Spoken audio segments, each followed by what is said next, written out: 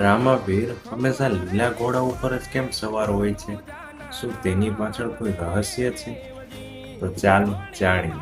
લોકમાન્યતા અનુસાર રામાપીરનો લીલો ઘોડો માત્ર એક સવારી ન હતો, પરંતુ તેમની શક્તિ, ઝડપ અને લોકસેવાનું પ્રતીક હતો. કહેવાય છે કે રામાપીર પોતાના ભક્તોની મદદ માટે દૂર દૂર સુધી ઝડપથી પહોંચતા હતા. તેથી તે લોકકથાઓમાં તેમને લીલા ઘોડા પર સવાર દર્શાવવામાં આવ્યા છે. અને લીલો રંગ આશા, સમૃદ્ધિ અને જીવનનું પ્રતીક માનવામાં આવે છે.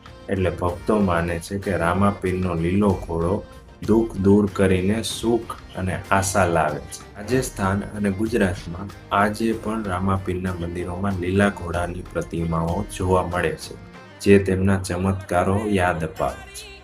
શું તમને આ વિશે ખબર હતી? એક વાતને ફોલો જરૂર કરતા રહેજો.